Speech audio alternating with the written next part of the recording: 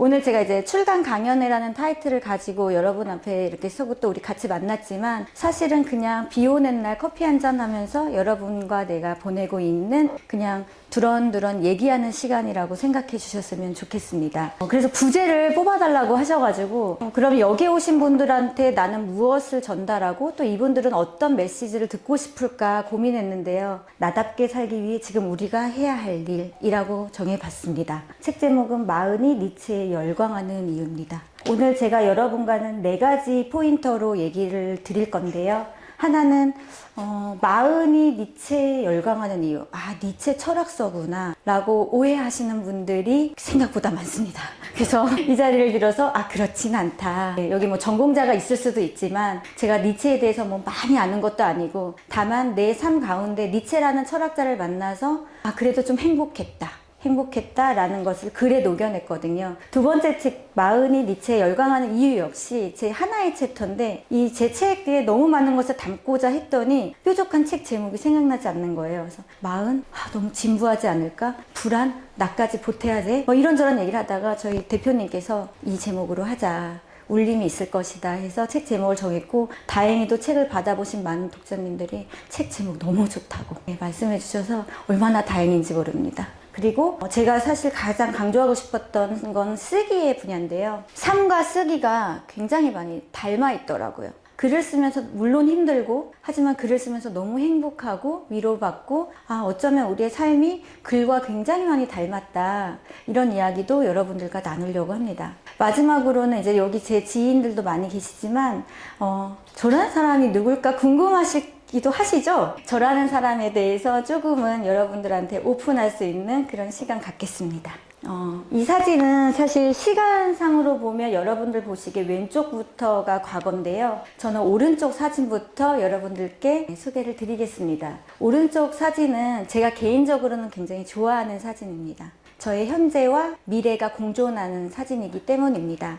아시는 바와 같이 저는 해양경찰이고요. 21년 차입니다. 그런데 해양경찰은 제1 직업이긴 하나 저 안지연은 아니거든요. 그래서 그럼 나의 과연 진짜 정체성은 뭘까? 저는 해양경찰이고 작가이고 두 아이의 엄마이고 또 누군가의 아내이고 딸이고 며느리이고 누군가의 친구이고 그렇죠. 그 많은 페르소나 중에서 사실은 제가 가장 좋아하는 페르소나는 쓰는 사람입니다. 네. 쓰는 사람이 멋있어서 또는 뭐 대단해서 절대 아니고요. 쓰는 사람이라는 그 정체성이 지금의 저의 정체성이 가장 원하는 그런 모습이기 때문입니다. 저는 제 이름으로 불리워지기보다 사실 제가 직업을 가지고 있으니까 이름으로 그나마 불리우는 편이거든요. 그럼에도 불구하고 누구 와이프, 누구 엄마 뭐 이렇게 불릴 때가 많고 회사에서도 이름보다는 직급으로 불릴 때가 훨씬 많습니다. 그래서 저는 제 이름을 찾고 싶고 제 이름을 찾을 수 있게 해주는 게 쓰기였고 또 다행히 그 쓰기의 결과물로 이렇게 책이라는 물성을 만나게 돼서 쓰는 사람이라는 정체성을 가장 사랑합니다. 이 얘기는 조금 뒤에 하겠습니다. 그렇게 해서 나온 책이 첫 번째 책이었어요. 첫 번째 책 목차가 보시면 수용, 분투, 각성, 집중, 도약입니다. 이것이 저의 어떤 정신의 흐름이었습니다. 그 글을 이제 풀어낸 책이 저거였죠. 우연인지 아니면 의식의 흐름대로 썼기 때문에 당연한 귀결이었는지는 모르겠으나 첫 책에서 마지막에 그래도 이건 꼭 해야 하지 않겠어요? 라고 했던 3가지가 있습니다. 그 중에 하나가 글쓰기였습니다. 그래서 두 번째 책은 그 글쓰기로 이어지는 책인데요. 두 번째 저의 책에 나올 수 있게 한 질문입니다. 어떻게 살고 싶은가?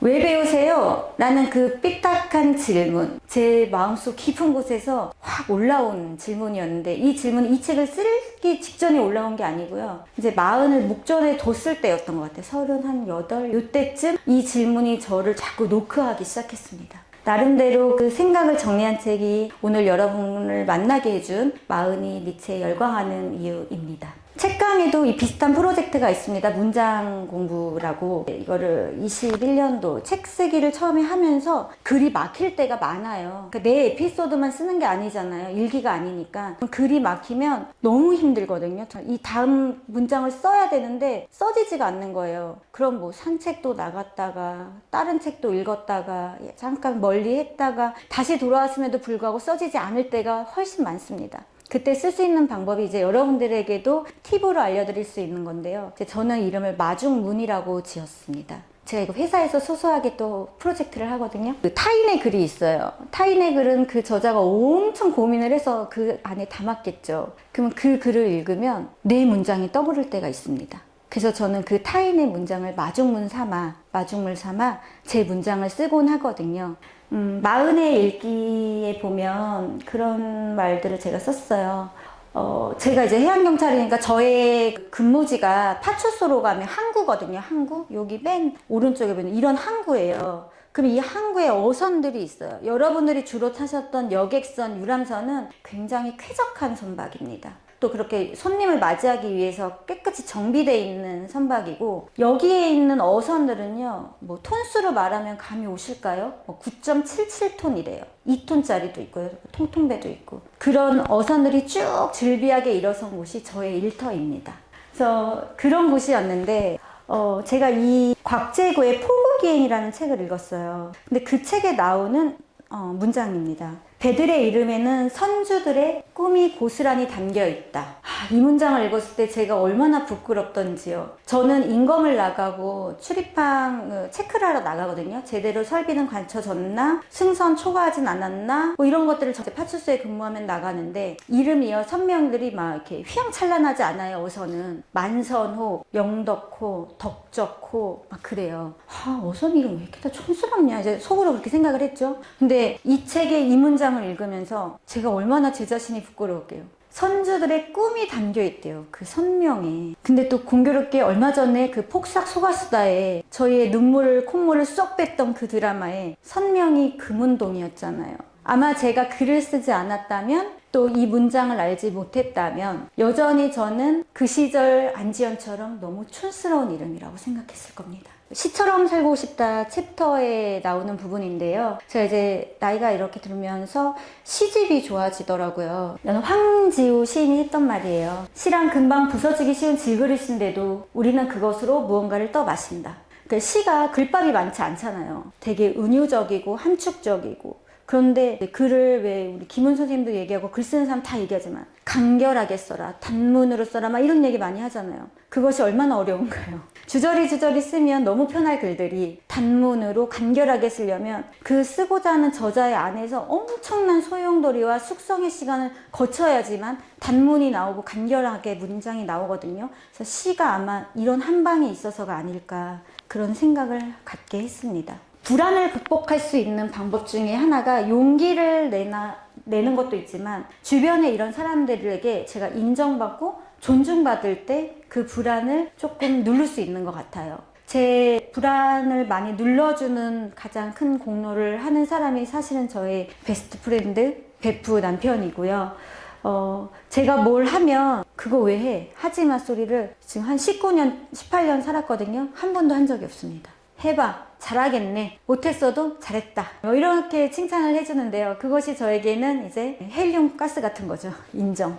조금씩 채워주는. 그래서 서로 친구이기도 하지만 또 자극제가 되기도 하고, 그런 인정과 존중을 가장 많이 해주는 사람인 것 같습니다. 제가 글쓰기가 자각과 자성을 그 역할을 감당해 준다라고 했던 게, 글은 쓰면서 자아 비판도 했다가요, 자기 칭찬도 했다가요, 막 그래요. 그러면 우쭈쭈 했다가 내가 그때 왜 그랬을까, 왜 그랬지, 막 혼자 막 반성문을 쓰기도 하고. 근데 이게 타인의 입에서 나오면 잔소리고 지적질이고, 근데 이것이 나의 손끝에서 나오잖아요. 그러면 이것은 그냥 명상이 되고 수련이 되고 자기애가 됩니다. 그래서 글쓰기가 참 이런 부분에서 좋았다라는 말씀 드리고 싶었습니다. 여러분, 글을 쓸 때 혹시 내 글을 누군가 읽을까봐 되게 스스로 정제하고 필터링하고 막 검열하거든요. 생각보다 많이 안 읽습니다. 쏟아내셔도 됩니다. 그런 상사만 만난 건 아니고요. 이제 오해하실까봐. 저희 회사에도 이렇게 좋은 사람들이 많이 있습니다. 제 자리인데요. 엄청 밀도가 높죠. 그래서 이렇게 근무를 하고 있고, 이건 지금 제가 아마 세 번째 책은 장르가 소설이었으면 좋겠다 해서 저희 소설클럽 같이 하고 있습니다. 누가 시키지도 않은 마흔이들이 새벽 5시에 줌을 열고 각자의 소설을 쓰고 2달에 한 번 오프라인 모임을 합니다. 이렇게 쓰고 있고요. 뭐 이렇게 또 아이들과 같이 저도 성장하고 있습니다.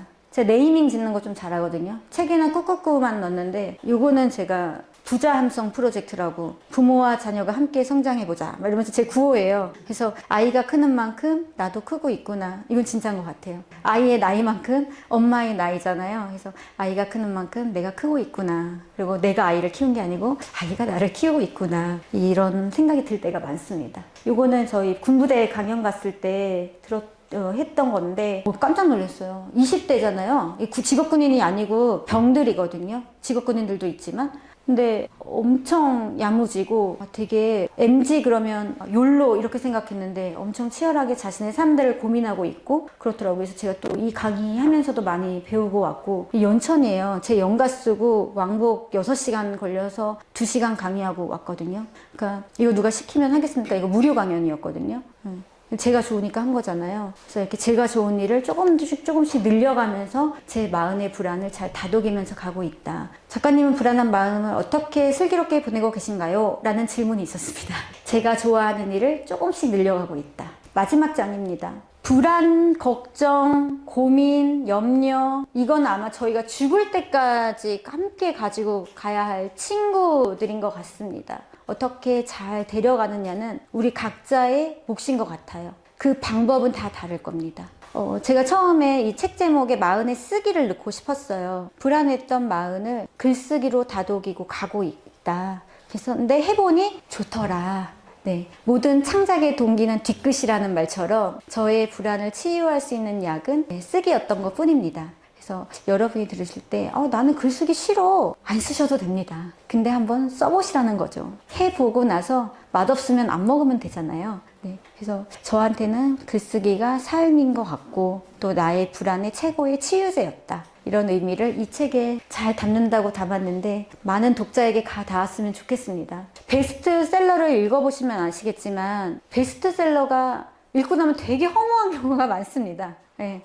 그 책은 그 책대로 이제 이유가 있는 거죠. 잘 포장이 됐고 마케팅이 잘 됐고 그 저자가 그렇게 이름을 떨칠 만큼의 과정이 있었겠죠. 근데 이제 알려지지 않은 책들이 그렇다고 해서 나쁜 게 아니에요. 제가 이런 말을 진짜 못하는 사람인데 저는 이제 여러분들 같이 보통의 사람이고 제가 여러분과 같이 느끼는 것을 잘 정제해서 담았으니 제 책도 많이 알려주시고 제 최대 약점입니다. 알려지지 않았다. 네. 아까 난 책을 내서 퍼스널 브랜딩을 하겠어 뭐 하겠어 그건 당연히 부차적인 거죠. 근데 하루아침에 짠이 안 되잖아요. 우리는 차곡차곡 가는 여정을 남겨야지 살아남을 수 있는 보통의 사람들이거든요. 그래서 제가 공직자라서 사실 SNS 하는데 되게 조심스러워요. 정치적 성향도 없지만 정치적 중립을 지켜야 되는 의무가 있고 계속 문자 오고 공문 와요. 예, 정치 발언 하지 말라고 어디서. 단체 문자거든요, 공직자들한테. 행동도 제약이 되게 많이 되고. 그래서 그럼에도 불구하고 제가 이제 SNS를 하는 이유는 나 같은 사람이 있어요 도 있고요. 또 저도 이제 기억이 잘 안 나거든요. 제 일이지만 들춰보면서 저의 기록장도 되고요. 그래서 우리 직원들한테도 제가 그 얘기 많이 해요. 공직자니까 퍼스널 브랜딩 필요 없죠. 네이밍 필요 없죠. 라고 생각하지 마시라. 우리 언제 잘릴지 모른다. 우리는 몸으로 일단 있는 사람들이잖아요. 내가 건강할 때만 존재할 수 있는 직업이거든요. 그래서 내가 아프거나 그러면 이 직업은 나를 지켜주지 않을 거다. 이런 얘기도 하면서 또 여기 안에서 만족하지 못하시는 분도 또 밖에서 만족을 찾을 수 있고 그렇다고 1따로 3따로가 아니라 얼마든지 내 업에서 내 업을 랩실 삼아서 실험실 삼아서 얼마든지 트라이 해볼 수 있거든요. 그래서 그런 점에서 여러분들도 좀 그런 거 하셨으면 좋겠다.